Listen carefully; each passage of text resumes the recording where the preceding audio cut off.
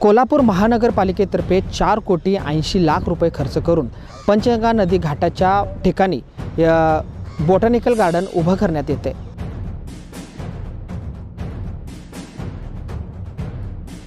इथं गार्डन काही देखील उपयोगाचं नाही आहे। एक तरी गार्डन झालं तर इथं लव बर्ड्स भरपूर येणार, इथं नाही ते प्रकार घडणार, याला कोण जबाबदार धरणार आहे? टपरी सगळी पाण्यात गेलेली असते, बरोबर आहे, पूर आलेलं असतं, काय उपयोग आहे त्याचं? चिखलच। पर्यटक आल्यानंतर जातात कुठे बाथरूमला, बारड्या घेऊन जातात, बाटल्या घेऊन जातात, पलीकडे जातात, मग ते चुकीचं आहे का नाही? इथल्याच लोकांना त्रास होते का नाही? ते चुकीचं आहे ते। हे ॲक्च्युली कसं आहे माहिती आहे का, आमच्या डोक्यावर माती मारलेलं आहे, बुरधंडच आहे महानगरपालिकेने। कारण कसं आहे, हे ॲक्च्युली गार्डन केलं त्या दृष्टीने चांगलं पण आहे, दृष्टीने वाईट पण आहे। न सुधारता महापालिकेनं पुन्हा एकदा त्या ठिकाणी काम करण्याचा प्रयत्न करत आहेत। आम्ही या ठिकाणी येऊन आयुक्तांना एवढंच सांगितलेलं आहे की जर आपण काम चालू केलं तर जनतेच्या रोषाला आपल्याला सामोरं जायला लागेल। कोल्हापूर महानगरपालिकेतर्फे 4,80,00,000 रुपये खर्च करून पंचगंगा नदी घाटाच्या ठिकाणी बोटॅनिकल गार्डन उभं करण्यात येते। खरं तर या बोटॅनिकल गार्डनच्या 1 कोटीची कामं सुरू झालेली होती, मात्र ही कामे पंचगंगा नदीच्या पुराच्या पाण्यामध्ये पूर्णपणे उद्ध्वस्त झालेत। माझ्या पाठीमागे तुम्ही पाहू शकताय, याच ठिकाणी पंचगंगा नदीचा घाट आहे, त्याच्याबरोबर लागून असलेल्या जमिनीमध्ये महानगरपालिकेतर्फे हे बोटॅनिकल गार्डन साकारण्यात येणार आहे। या ठिकाणी गेल्या वर्षी काही रोपटे लावण्यात आली होती। आपण बघू शकताय की काही जैवविविधतेक जे रोपटे होते ते लावण्यात आली होती, पण ही रोपटे पूर्णपणे पुराच्या पाण्यामध्ये गेलेले आहेत आणि मोठ्या प्रमाणावर जवळपास 1 कोटींच्या कामाचं नुकसानच झालं असं आपल्याला इथं पाहायला मिळते। खरं तर या ठिकाणी जर बघायला गेलं तर विविध सामाजिक संस्थांनी या ठिकाणी गार्डन उभा करण्यासाठी विरोध केलेला आहे। महापालिकेने पैशाचा चुरडा केला असं बोललं जात आहे। खरं तर हेच गार्डन रंकाळ्याच्या ठिकाणी उभं करण्यात यावं अशी मागणी होती आणि या ठिकाणी पेठेतील लोक ज्या आजूबाजूच्या पेठ्या आहेत त्या लोकांसाठी क्रीडांगण उभा करण्यात यावं अशी देखील मागणी होते आहे। विविध सामाजिक कार्यकर्त्यांनी कोर्टामध्ये जाण्याच्या देखील तयारी आता दाखवलेल्या आहेत। महापालिकेने या ठिकाणी बोटॅनिकल गार्डन उभं करण्याचा प्रयत्न सुरू केला। काय गेल्या वर्षी काही रोपटे लावली, पुराच्या पाण्यामुळे ती गेली। काय वाटते तुम्हाला, या ठिकाणी गार्डन असावं की नसावं? या ठिकाणी गार्डन असू नयेच। मुळात हा परिसर हा नदीच्या तीरावर आहे। दुसरी गोष्ट, महापूर आल्यामुळं इथं जे काय रोगराई पसरते हे कॉर्पोरेशनला ते काय माहिती नसल्यासारखं करून सांगतात। इथं गार्डन काही देखील उपयोगाचं नाही आहे। एक शहरात एवढी गर्दी असती की बोलायचं काम नाही। दसरा चौकातनं पर्यटकांनी चालत जायला लागते, त्यापेक्षा इथं जर काय पार्किंगची सुविधा जर केली, आज इथं किती जणांची पोटं चालणार याचा कधी गांभीर्याने कधी त्यांनी प्रश्न केलेला डोक्यात घेतलेला आहे काय? हां, एक तरी गार्डन झालं तर इथं लव बर्ड्स भरपूर येणार, इथं नाही ते प्रकार घडणार, याला कोण जबाबदार धरणार आहे? जनता कोणावर आक्षेप घेणार? हां, याचं भान या कॉर्पोरेशननं ठेवावं। महापालिकेने पुराच्या ठिकाणी असं गार्डन उभा करून पैशाचा चुरडा केला असं वाटते का? वाटते, बरोबरच आहे। हे सगळे नासधूस झालेलं आहे। पहिल्या आता मागच्या वेळेस झाडं आणली पुराच्या अगोदर, ती जी सगळी नासाडी झालेली आहे। हां, त्याला जबाबदार कोण? का आम्ही? कॉर्पोरेशनच आहे ती। नाही, अजिबात नाही। काय कारण वाटते? टपरी सगळी पाण्यात गेलेली असते, बरोबर आहे, पूर आलेलं असते, काय उपयोग आहे त्याचं? चिखलच। आणि जसं अण्णाने सांगितलं की नाही तसं, आणि तर दारूचा अड्डा जास्त प्रमाणात होणार। लव बर्ड्स तर काय जाऊन सोडा, बरोबर आहे ना? होय, मावाचा पैसे एवढे 4,80,00,000 रुपये खर्च केले, ते पैसे योग्य मार्गी लागले असं नाही, अजिबात नाही। मग तुम्हाला असं वाटतं हे स्वच्छता आहे, टॉयलेट वगैरे काय आहे? इथं काहीच नाही आहे। आज पर्यटक वरडतात। होय, पर्यटक आल्यानंतर जातात कुठे बाथरूमला, बारड्या घेऊन जातात, बाटल्या घेऊन जातात, पलीकडे जातात, मग ते चुकीचं आहे का नाही? इथल्याच लोकांना त्रास होते का नाही? ते चुकीचं आहे ते। एक बाथरूमची सोय केलेली आहे, इथं पाहिजे, गाडी पाहिजे, पाण्याची सोय पाहिजे। पाण्याची सोय आहे का बघा तुम्ही बाथरूममध्ये जाऊन। इथं 50-100 जण बाहेर गावाने येणारे लाखभर पब्लिक असते, त्यामध्ये वड्याच्या पानानं अंघोळ करतील काय?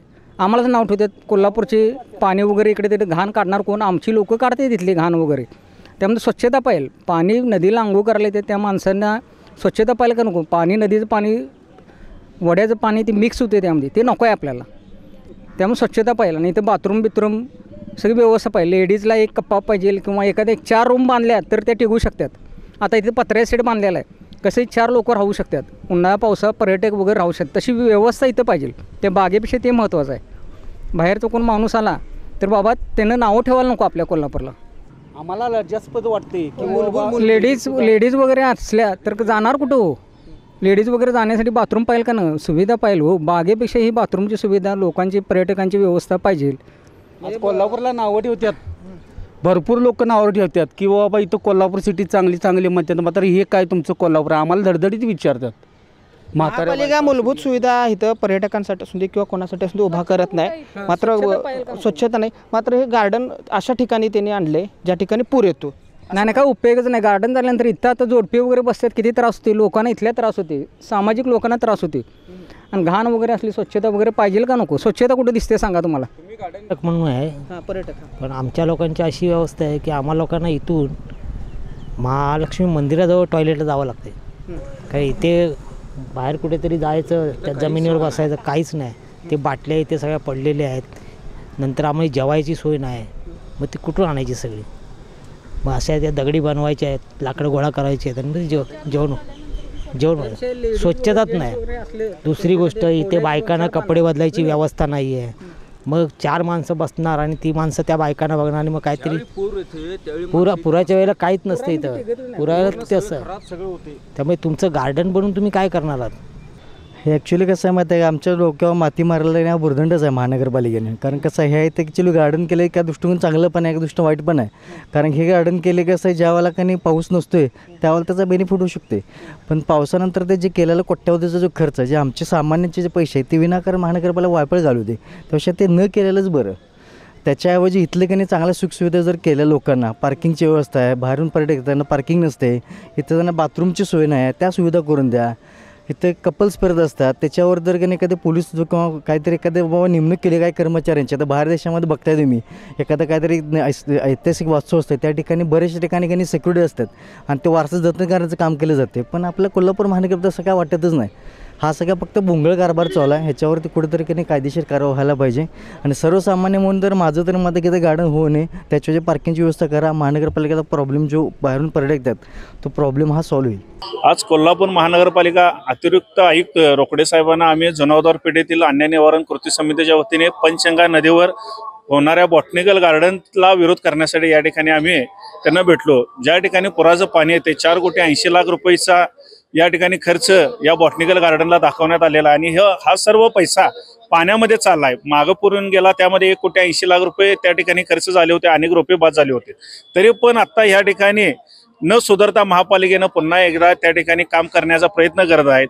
आम्ही या ठिकाणी येऊन आयुक्तांना एवढंच सांगितलेलं आहे की जर आपण काम चालू केलं तर जनतेच्या रोषाला आपल्याला सामोरं जायला लागेल. त्यापेक्षा त्या ठिकाणी मैदानाला तुम्ही आरक्षण टाका आणि याबाबत आम्ही आता त्यांना मागणी केलेली आहे. अन्यथा आम्ही महानगरपालिकेचे सर्व जे अधिकारी आहेत त्यांच्यावर आम्ही गुन्हे दाखल करू.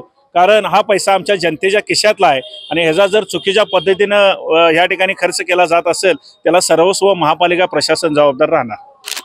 अशा ठिकाणी महापालिकेने बॉटॅनिकल गार्डन उभा करण्याचा का घात घातलाय असा प्रश्न आता सर्वांनाच पडलेला आहे. त्यामुळे येथील गार्डन हलवावं आणि कुठंतरी चांगल्या ठिकाणी बॉटॅनिकल गार्डन स्थापन करावं अशी देखील मागणी होते. महापालिकेच्या या घाटाबद्दल सर्व स्तरातून आता नाराजी व्यक्त होते आहे.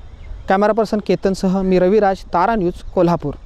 बाळ, फ्रीजमधून श्रीखंड काढ ना. आम्ही पूर्वी घरीच बनवायचो श्रीखंड, त्याची चवच वेगळी होती. आता काय सगळं रेडीमेड. आजी, हे श्रीखंड खाऊन बघ. आज तुझ्या आईनं घरीच बनवलं की काय? हे आहे गोकुळचं श्रीखंड. अगदी जिभेवर रेंगाळणार. जिभेवरच नाही तर मनावरही रेंगाळणार. गोकुळ श्रीखंड, मनावर रेंगाळणार.